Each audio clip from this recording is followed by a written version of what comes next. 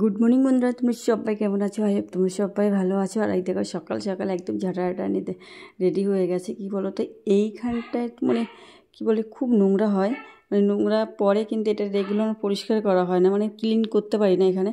কারণ এই যে আমার কম্বল টম্বলগুলো এখানে রাখি না, তো ভাবছি আজকে একটু মনে হচ্ছে কি পরিষ্কার করি। তো এখানে মানে ওইগুলো রাখার আগে না করে নিলে না পরে আর করা যায় না, ওখানে মানে পুরো আটকে যায়, তো করতে পারি না। তো ভাবছি আজকে ওকে ঘুম থেকে উঠে পর বলেছে যে আগে ওটা করো। আমি সূর্য নমস্কারটা করে এসেছি, তারপরে বলছে আগে ওটা করো, তারপরে আমি ওর বাকি কাজগুলো কাজবো। কারণ নাহলে এই পাশে না যদি নোংরা জমতে দিই না, জায়গাটা মানে পুরো নোংরা, দেখো অনেকটাই নোংরা বেরিয়েছে। তো ওই জায়গাটা কী বলো তো, বেশি নোংরা জমতে বেশ পরিষ্কার হতে যায় না, তারপরে যদি জল টল যায় আটকে থাকবে। ওই জন্য আমি আগে পরিষ্কার করে নিই, তার সঙ্গে সঙ্গে জানলাটা ক্লিন করে নিচ্ছি। মানে এগুলো তো রেগুলার মোটামুটি সপ্তাহে অন্তত একদিন তো করি। তো সেই পরিষ্কার মানে নোংরা হয় না, তবুও কী বলতো এই নোংরা আমি পড়তে দিই না, যাতে আর কি ঘর বাড়ি একটু ভালো থাকে, ক্লিন থাকে। মানে নিজের জিনিস যত্নে রাখবো, এটা তো স্বাভাবিক নিয়ম। আর আমার একটু এটা তোমরা তো মোটামুটি জানো, এইসব পরিষ্কার টরিষ্কার করতে আমার খুব ভালো লাগে। আর এইটা হচ্ছে কি, এই একটা কানের কী বলো তো, আমি এই ঝুল কানের পরে ঘুমাতে পারি না।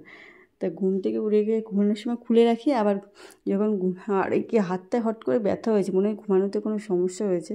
ওই তোমাদের দেখাতে যেয়ে কানের ধারটা আমার খুব ব্যথা লাগলো, মুখের ভাব দেখেই বুঝতে পারছো, মানে খুবই ব্যথা হয়েছে, কেন জানি হট করে ব্যথা হয়েছে, ঘুমানোতে কোনো অসুবিধা হয়েছে। এই কানের পরে আমি ঘুমাতেই পারি না, একদম এত সমস্যা হয়। তো আমি খুলেই ঘুমাই, মানে এই। আর আমার এইসব পড়তেও খুব একটা ভালো লাগে না, তো মাঝে মধ্যে একটু শখ করে পড়ি। আর বিশেষ করে বড়বাবু খুব মানে করে, ও তো খুব সাজগোজ, এইটা পড়ো ওটা পড়ো, এই নিয়েই সমস্যা হয়। আর এত অনুষ্ঠান খেলাম বন্ধুরা, তো অর্ধেক অনুষ্ঠান শেষই করে দিয়েছি। তো আজকে তারপরে ভাবলাম একটা অনুষ্ঠান ছিল, তারপর বললাম না একটু পড়ি। মানে এই ফেব্রুয়ারিতে প্রচুর অনুষ্ঠান খেয়েছি। আর এই দেখো এটাও আছে, আমি আজকে এখানেও ক্লিন করব। রান্নাঘরটা ভাবছিলাম আজকে ক্লিন পুরো করব, কিন্তু করতে পারিনি। মানে এইখানে মানে যখনই ভিডিও করা শুরু করেছি, স্ট্যান্ডে বাধা হয়ে গেছে, তখন একবার এসছে আমার বান্ধবী ফোন, আমি তখন কেটে দিয়েছিলাম, পরে আবার এসছে, মানে কেটেই দিয়েছি। দেখো এখানে পুরো অন্ধকার হয়ে গেছে, আমার মনে হয় সেই একজন আমার পুরো অন্ধকার, এই ফোকাস না কি বন্ধ হয়ে যাচ্ছে আমার মোবাইলে, দেখো পুরো মনে হচ্ছিলো রাত। আমি নিজেও জানি না কেন এরকম সমস্যা হচ্ছে, বলেছে, কিন্তু আমি আর সেটিং সত্যিই জানি না করতে কী করে। আমার এক দোকানে না গেলে কোনো মানে অপশানই নেই। তার এই দেখো প্রথমে একটা দেখো আমাদের বাড়ির সাইডে কারখানা পাতানো রয়েছে কভার, তাই এরকম সাদা সাদা হয়ে গেছে পুরো। ওই ড্রাম চলে, মানে ওই কাঠিগুলো যে মানে পালিশ হয় যখন, সেই যে খুব ধুলো ওড়ে, সেই ধুলোতে দেখো পুরো হয়ে গেছে। তো আমি একটা পুরো প্রথম শুকনো ন্যাকড়া দিয়ে মুছে নিচ্ছি ভালো করে, তারপরে জল দিয়ে মুছবো। আমি দেখো একদম পুরো মানে খুব হয়ে গেছে, মানে কী বলতো ভিজে নেই তো, সাদা দেখ পুরো সাদা হয়ে গেছে পুরো, মানে এটা অনেক দিন পরেই ক্লিন করছি। আর আর এই যে ক্লিন না হট করে কি মনে হলো যে আজকে একটু ক্লিন করবো, কারণ আজকে আমি বাড়িতে রয়েছে, আজকে আর মেয়েকে নিয়ে যাইনি, ওর বাবা নিয়ে গেছে। তো কিছুটা সময় পেয়েছি, তাহলে দেখে সবসময় তো সব কিছু করা হয় না। আর এটা হচ্ছে যে, আর এখানে কি একটা হয়েছে, মানে কি ফেটে গেল না কি কাজটা বুঝতে পারছি না, তাই সেটা একটু ভালো করে নিরীক্ষণ করছিলাম, তা বুঝতে পারলাম না, মনে হয় ফেটেই গেছে। কিন্তু এত বড় কী বলো তো, যখন ওই ঘরে পাথর লেগেছে, তখন ওই ঘরটায় পাথর লাগানোর সময় এটা খোলা ছিল, তখন হয়তো কোনো ঘাটা লেগেছে। আর তাই এত ভালো করে পরিষ্কার করে নিলাম, এবার একটু জল দিয়েও পরিষ্কার করব। আর তোমাদের যে কথাটা বলছিলাম, যে পরিষ্কার করতে করতে তারপরে বাদবাকি আর কি আমার বান্ধবী ফোন করেছিল, তো পরে আবার ফোন করেছে, মানে কিছুটা করার পরে, তারপরে কি মানে এত টাকা একটা খুব খুব মানে খবর দিয়েছে, গুড নিউজ যেটা বলে, সেটা হচ্ছে কি আমার এক বান্ধবীর চাকরি হয়ে গেছে, সেটাও আমাকে জানালো। তো শুনে আমারও খুব ভালো লাগলো, কিন্তু সেই সঙ্গে আমার একটু মনটাও খারাপ হয়ে গেল। মানে কী বলো তো, একসাথে পড়াশোনা করে সবাই যখন চাকরি বাকরি করে না, আর নিজে যখন কিছু করা হয় না, খুব খারাপ লাগে। ওটা কিন্তু ওর জীবনটা সেটেল হয়ে গেল, খুব ভালো হলো। এটা চাকরি পাওয়া সত্যি কথা এখন খুবই মানে নিজেকে একটা প্রতিষ্ঠা করার বলা মানে ব্যাপার, মানে খুব ভালো জায়গা। আর এই যে চা করছি, এই চাটা আমাদের মানে এই টাইমে টাইমে চা করছি এই কারণে, কারণ আমাদের বাড়ির পাশে হচ্ছে গিয়ে একজনের জমি মাপতে এসে, কিন্তু আমার পরিচিত, তো সেই জন্য তাদের উদ্দেশ্যে চা তৈরি করেছি। আমি আবার একটু ভালো মানুষ একটু আদর আপ্যায়ন করবো, এটাই তো ভালো নিয়ম না।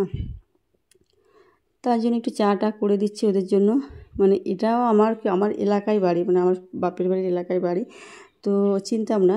তো একে জমি জায়গার সংক্রান্ত কারণেই চিনেছি যে ওই এলাকায় বাড়ি। তো তারপরে সেখান থেকে বেশ সম্পর্ক ভালো। তো ও এসছে পাশের বাড়িতে জমি টমি মাপতে, তো তারপরে আমরা একটু ভালো চা করে দিই। আর যেটা মানে আমার সত্যি কথা বলতে আমার বান্ধবী চাকরি পেয়েছে, এটা একটা খুব খুশির খবর। আর সত্যি কথা বলতে আমি তাই দুই বান্ধবী বলছিলাম ওর লাকটা এত ভালো, ও অনুপাতে সব দিক দিয়ে ভালো। মানে সে মানে যেখানে বিয়ে, ওর বাপের বাড়ির তুলনায় ওর দেখার দিকে, পড়াশোনার দিক দিয়ে, সব দিক দিয়ে একটা মানুষকে বিচার করে যখন করা হয়, সেই তুলনায় ও মানে ওর বরকে খুব ভালো দেখতে। ওর বাড়ির আর্থিক অবস্থা মানে থেকে প্রায় 100 গুণ ভালো। তারপরে দুটো বাচ্চা হয়ে গেছে, একটা ছেলে একটা মেয়ে। পরে মানুষের দুটো ছেলে দুটো মেয়ে এরকম, মানে এত ভালো। ওর শ্বশুর ওর বর চাকরি করে, ওর শ্বশুর মানে এতটা খুব ভালো আর কি, পরিবারের আগে গেছে। তো আমরা সেটাই বলাবলি করছিলাম, খুব ভালো লেগেছে। আর সত্যি কথা খুব ভালো আর কি। আর ও মানে মেয়েটা এত ভালো, সত্যি কথা খুব ভালো মেয়ে। তো ভালোর সঙ্গে ভালোই হয়েছে। আর এই যে চলে গেছিলাম মেয়েকে নিয়ে নাচে, পাশের বাড়ি একটা অনুষ্ঠান রয়েছে। ভালো, এই ড্রেসটাই পরেই যাব, বেশ ভালো লাগছিলো ড্রেসটা পরে, খুব ভালো লাগছিলো। তো আমার মেয়ে বলছে কি একটু নাচ, ও আমাকে নাচ শেখাচ্ছিলো। তো আমি নাচ চেষ্টা করছিলাম, মাঝে মাঝে নাচ করি, কিন্তু সত্যি কথা বলতে কিন্তু একটা শেখার জিনিস আর হট করে দেখে করার ব্যাপার আছে। তো ও আমাকে করাচ্ছিল, তো আমারও মনে বেশ খুশি। সকালবেলা একটা নিউজ শুনেছি, তো ভালোই লাগছে। আবার এই দেখো, আর যে বান্ধবীকে আমাকে বলছিল তার কথাটা বলাই হলো না, সে আবার খুব মানে আফসোস করছিল যে ওর আজকে কি হলো না, আমি পরে গাধা হয়ে গেলাম, যে মানে ও পেয়েছে ওর পায়নি, শেষ পর্যন্ত আমিও পাইনি। এখন আমি যে ভাগ্যে যদি থাকে তাহলেই হবে, না হলে হবে না। খালি ওইসব করে আর কোনো লাভ নেই। আর এখন তো পরীক্ষা বলছে, একটা ফর্ম ফিল আপের কথা বলেছিলাম যে আমি এখন পড়াশোনা করি না ওসব। আর ও করেছে, তাই বলছে আমিও করি না, কিন্তু তবু ওটা করে আনছি। তাহলে আমি তো এখন যাই না, ওদিকে নেই। তো পরে এই ড্রেসটা চেঞ্জ করে নিলাম, কেমন হয়েছে। তাই এই ড্রেসটা সত্যি কথা ওই লং স্কার্টের সঙ্গে এই প্লাজো প্যান্টটা দিয়ে খুব ভালো আছে। আর এই শাড়ি পরেছে কেন, আমি রেডি হয়ে গেছি, মেয়ের চুল বেঁধে দিচ্ছি, মেয়েরও আছে ওই ব্যবস্থায় আমরা চলে যাব, পাশেই তো একদম। কিন্তু শাশুড়ি মার হুকুম না, এই অবস্থায় যাওয়া যাবে না। আর তারপরে আবার শাড়ি পরো, তারপরে এই যে শাড়ি খুললাম, আর শাড়ি খুঁজতে যে ব্লাউজ খুঁজেই পেলাম না। কোথায় একটু শাড়ি পরি না, তো কোথায় পরলাম, যে কোথায় রেখেছি ব্লাউজ জানি না। তাই মনে হচ্ছে 4-5 বছর পরে শাড়িটা পরলাম।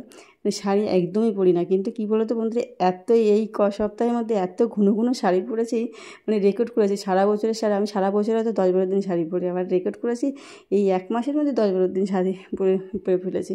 মানে এত রেকর্ড আর কি ভেঙে ফেলেছি, নিজের রেকর্ড নিজে। এত শাড়ি কখনোই আমি পরি না, মানে খুব কম পরি। আর আজকে শাড়ি পরলে সবাই বলে ভালোও লাগে, খুব ভালো লাগে, কিন্তু আমার না এটা ক্যারি করতে একটু অসুবিধা হয়, কেমন একটা লাগে না পড়তে যেটা হয়।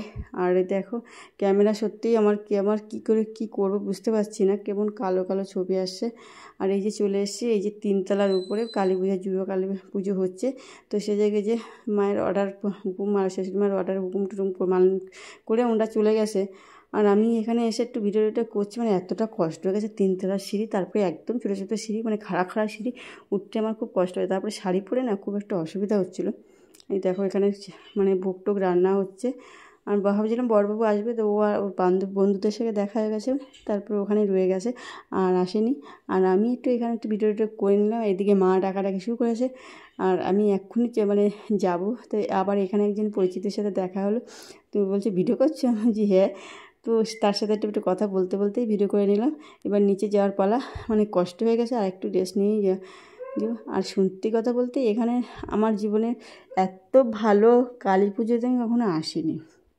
এই যে ফার্স্ট টাইম এত ভালো কালী পুজো, মানে খাওয়া দাওয়া দিয়েছে কী বলে হয়, বিয়েবাড়িতে কি পকোড়া খেয়েছি, পকোড়াটা এত সুন্দর ছিল।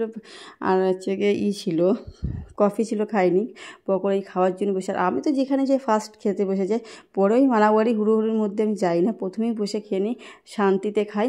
ওই পরে অনেকে আসে না, পরে খাবো, তারপরে এইখানে সিট রাখো, ওখানে সিট রাখো, ওটা আমি করি না। আমার জায়গায় এখানে এসেই বলবে এই সিট রাখো। আর দেখো চলে এসছে নান পুরি। তো সত্যি কথা একটাই নিয়েছিলাম, আর চানা মটর, তো খুবই টেস্টি হয়েছে। পেট পর খাওয়া শুরু করে দিয়েছিলাম। আর খাওয়ার টাইমটা আমার ওভার হয়ে গেছিলো, 9টার বেশি হয়ে গেছিলো। আমাদের তো 9টার মধ্যে খাওয়ার অভ্যাস, মানে 8:30টার মধ্যে আর এটা আছে খিচুড়ি এসেছিলো, ঘ্যাট এসেছিলো, তো আমি খাই না খিচুড়ি। আমি খুব ভালো খাই, কালী পুজো আমি এখানে দেয় বলে আমার খুব অসুবিধা হয়, কিন্তু খিচুড়ি আমি এখানে ঘ্যাট দিয়েছিলো, কুমড়ো খাই না বলে আমি খাইনি। আর এটা যে বাচ্চাটা ছিল আমার বরের বন্ধু, আর এখানে দিয়েছিল মানে বিরিয়ানি, বুঝতে পারছো, মানে ইঁচড় দিয়ে পনির দিয়ে সয়াবিন দিয়ে বিরিয়ানি করেছিল, এত টেস্টি হয়েছিল। সত্যি কথা বলতে আলুর দম ছিল, খুব খুব টেস্টি খাবার ছিল। আমি বললাম না, ওই জন্যই বললাম যে এত ভালো খাবার দাবার আমি কখনো খাইনি। মানে কালী পুজোয় এত মানুষ মানে এত টাকা খরচা করেছে ভাবা যাবে না। আরও অনেক কিছু ছিল, আমি সেগুলো মানে দেখাতে পারলাম না। আর বরের আমার আইসক্রিমটা নিয়ে গেছে, আর এখানে এসে একটু ভিডিও করে নিলাম। আর অনেক লোকই এসে, এখানে পরিচিত অনেক লোকজন ছিল, তাদের সঙ্গে একটু কথাবার্তা বললাম। তারপরে একজন বলছে, এই তোমাদের আমি ছবি তুলে দিচ্ছি, কিন্তু ও ভালো ছবি তুলতে পারেনি। তারপর আমরা একটু মানে ব্যাক ক্যামেরায় মানে ফ্রন্ট ক্যামেরায় একটু ছবি টবি তুলে নিলাম। আর আমার বর একটা লেটেস্ট ঘটনা করেছে, যে বলছে কি তুমি আর আমার মধ্যে বেশি ফারাক নেই, তুমি একটু ফর্সা আমার থেকে, আমি একটু কালো। মানে এই ছবিটা তোলার পরে বলছে কি তুমি আর আমার মধ্যে কালো, তুমি বেশি খুব একটা ফর্সা না, আমি বেশি ফর্সা, মানে ওর থেকে একটু নাকি বেশি ফর্সা। আমি ঠিক আছে, হ্যাঁ ওটাই ভালো, এখন আর কি ওইটাই মেনে নেবো। আর এই দেখো আমি একটু ওই কাকিমার সঙ্গে ওই নিয়ে গল্প করছিলাম, আমি ফর্সা না ও কালো, পাশের বাড়ি কাকিমা, কারণ ও চলে এসেছিলো, আইসক্রিম ছিল তো আইসক্রিমগুলো গলে যাবে তার জন্যই চলে এসেছিলো। আর এই মশারিটা টানিয়ে একটা রেডি হয়ে গেছে। তো আমার ব্লগটা কেমন লাগলো অবশ্যই কমেন্ট করে জানাবে। সবাই ভালো থাকবে, সুস্থ থাকবে।